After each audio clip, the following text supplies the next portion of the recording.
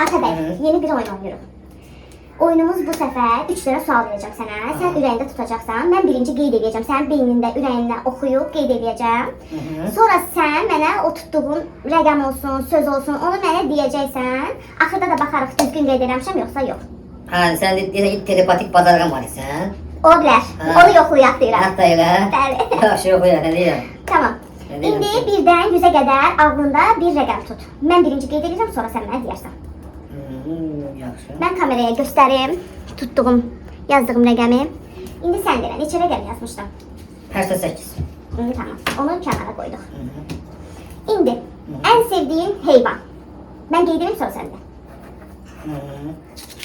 Kameraya da göstərək. Tamam. İndi sən heyvanı de. Orangutan. Tamam, bunu da qoyduq qırağa, axırda baxarıq. İndi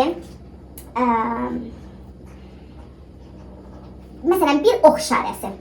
Onun istiqamətini deyərsən. Mən ox istədiyim istiqamətdə, hansı istiqamət istəyirəm? Hə, hansı istiqamətdə olduğunu, sən Şərq, sağ, şimal, sol, hə, lap sağ, cənub, sağ. şimal, qərb, şərq elə bir istiqamətdə deyəcəksən. Mən o oxu çəkəcəm. Aha. Məsələn. Mən Təsvir çəkdim. edim, aha, təsvir Mən edim. çəkdim və kameraya da Təsvir göstərirəm. edim, aha, Aha. təsvir edim, aha. Çəkdim. Hansı istiqamətə tutmuşdun? Mən elə bir şimal, yuxarıda. Yuxarı. Şimal. İndi gələk Hı. bunlara. Hı. Qeyd etdik. Birinci nə sual vermişdim? Birinci rəqəm idi. Rəqəm. Rəqəm idi sən. Birdən 100-ə qədər bir Hə. rəqəm seçəcəkdim. O. İşte 8.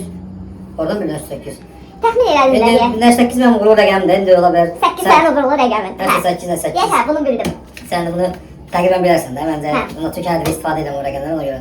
Sonra bir dənə heyvan demişdim. Orangutan idi də. Bu. Ben de bu orangutanın deyək də.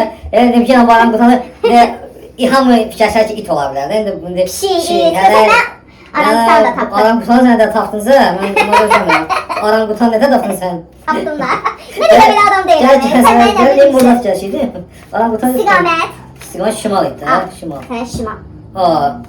Bunu sən Görsən qızlar. nə söylədin ki? Nə söylədin? Birini bilim, ikisini bilim, daha üçüncünü də Bu bilməliyəm. orangutan da tapdın. Deməli, Bu orangutan qaranlıq qalan bir orangutan qaldı. Bunu yenə bitər. Gör indi. Oğlan bu orangutanı tutdun sən, bu orangutanı. 8 ildir evliyəm, belə içini bilirəm. Gör indi 15 il evli olsan nə olar bir şey. Orangutan da tuttun sən. İndi video yükləndə baxarsan, yaxşı? Yaxşı. Orangutan.